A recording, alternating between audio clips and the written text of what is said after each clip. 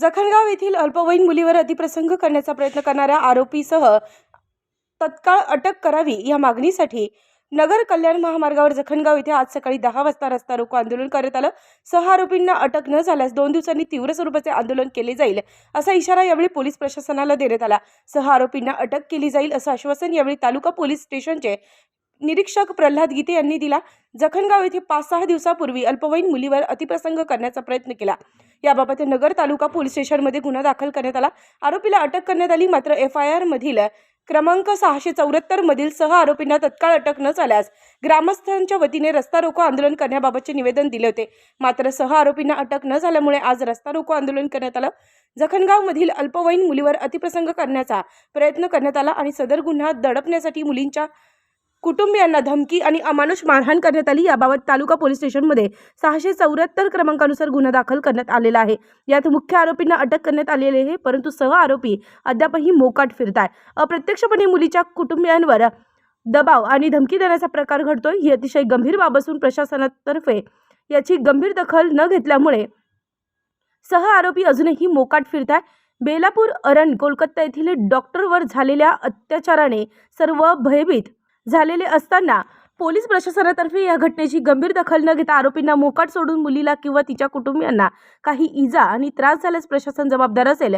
सदर घटनेचा गांभीर्य ओळखून इतर 6 आरोपींना तत्काळ 24 तासाच्या आत अटक करावी असं निवेदन दिलं होतं। यावेळी सरपंच डॉक्टर सुनील गंदे, माजी जिल्हा परिषद सदस्य संदेश कारले, पंचायत समिती माजी उपसभापती डॉक्टर दिलीप पवार, समता परिषद तालुका अध्यक्ष रामदास फुले, बाळासाहेब कर्डिले, बाळासाहेब शहाणे, मनोहर काळे, तातासाहेब कर्डिले, संजय जपकर, प्रकाश कुलट, राजू नरवडे, BR कर्डिले, रावी शिंदे, बाळासाहेब थोरात, बाबासाहेब भिसे, विजय जगताप, सुरेश नरवडे, माजी सरपंच राजाराम कर्डिलेसह गावातील ग्रामस्थ महिला मोठ्या संख्येने उपस्थित होत्या।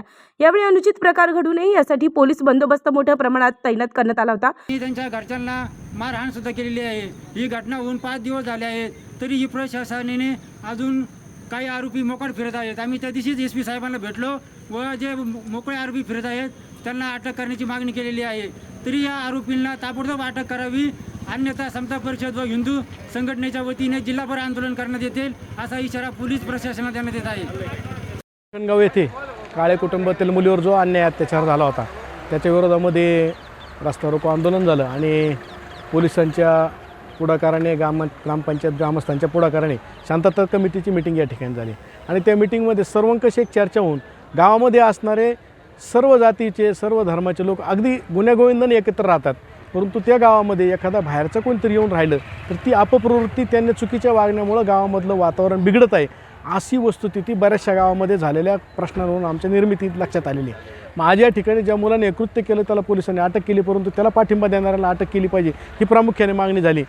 आणि ज्यांच्या मुली शाळेत जातात येतात त्यांच्यावरती खूप मोठा एक धाक तयार झाला आहे की मुली सुरक्षित आहे का नाही अशा रीतीची भीती त्या आईवडिलांच्या आणि पालकांच्या मनामध्ये निर्माण झालेले। शाळेमध्ये जाणाऱ्या मुलींचे कोणीतरी मुलं मागं फिरून व्हिडिओ चित्रण करतात, त्यांना ब्लॅकमेल करण्याचा प्रयत्न करतात आणि खरोखर बालविवाह प्रथा योग्य होती का काय असा विचार आजच्या आधुनिक काळामध्ये येतोय। सरकारने पण या ठिकाणी कडक कारवाई केली पाहिजे। चुकीच्या वागणाऱ्यांना गावामध्ये कोणी थारा देऊ नये, मग तो कुठल्याही जातीचा असो कुठल्याही धर्माचा असो तो विचार न करता वडिलकीच्या नात्याने त्याच्या पालकांनी त्याच्या शेजाऱ्यांनी त्याच्या 2 कानफाडात मारून त्याला सुधारायचा जर प्रयत्न केला तर असे प्रकार होणार नाहीत।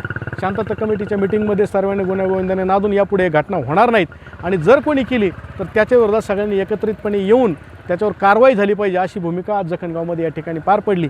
मी सर्व उपस्थित नागरिकांना विनंती करतो की शांतता राहावी यासाठी आपण प्रयत्न करावेत, परंतु जर कोणी चुकत असेल तर कायद्याने त्याला समजून सांगण्याचा प्रयत्न करावा। जर झालं नाही तर मग आमचे संपर्क करून कायदा हातात घ्यायला त्या ठिकाणी प्रशासनाने भाग पाडू नये अशी रीतीचं कळकळीची विनंती प्रशासनाला करतो आणि कडक कारवाई करावी ही मागणी करून माझे 2 शब्द संपवतो। 5 दिवसापूर्वी या जखणगावामध्ये एक मुलीसोबत तिचा विनयभंग घडण्याचा प्रयत्न झालेला आहे आणि त्याप्रमाणे नगर तालुक्याला पोलीस स्टेशनला गुन्हा दाखल आहे, त्याला पोक्सो आहे। त्याप्रमाणे गुन्हाही दाखल असताना ज्या आरोपीनं मुख्य विनयभंग केलेला आहे मुलीचा तो अटकेत आहे। त्याचा PCR घेऊन तो आता काल मॅजिस्ट्रेट कस्टडीमध्ये गेलेला आहे। इतर आरोपींनी याची विचारपूस करत असताना भांडण तंटा झालेला आहे त्यांच्यात, फिर्यादी पार्टीमध्ये आणि आरोपी पार्टीमध्ये। त्या आरोपी पार्टीला तात्काळ अटक करावं म्हणून आज रोजी त्यांनी कल्याण रोडवरती प्रतिकारात्मक एक रस्ता रोकोचा त्यांनी इशारा दिला होता त्याप्रमाणे त्यांनी रोडवर येऊन 2 मिनिटामध्ये एक त्यांनी आम्हाला निवेदन दिले का बाकीच्या आरोपींना अटक करावी आणि पुन्हा असा गुन्हा घडू नये यासाठी प्रयत्न व्हावा म्हणून त्या आंदोलनही त्यांनी 2 मिनिटात संपवलं. गावकऱ्यांनी सहकार्य केलं. त्याचबरोबर आता गावामध्ये एक शांतता कमिटीची मिटिंग घेतली आणि गावामध्ये कशी शांतता आणि सुव्यवस्था राहील याच्यासाठी सर्वांना आवाहन करण्यात आलेलं आहे. गावामध्ये सर्व लोकांनी सहकार्य केलेलं आहे. त्याच्याबद्दल मीही गावकऱ्यांचं आणि जखण गाववाल्यांचं आभार मानतो. त्याचबरोबर जे गुन्हा घडलेला आहे त्याच्यामध्ये एकदम सक्त कारवाई करण्यात येईल हेही मी सर्वांना आश्वासित करतो. उत्तर महाराष्ट्र न्यूज नेटवर्कसाठी अमोल भांबरकर, अहमदनगर.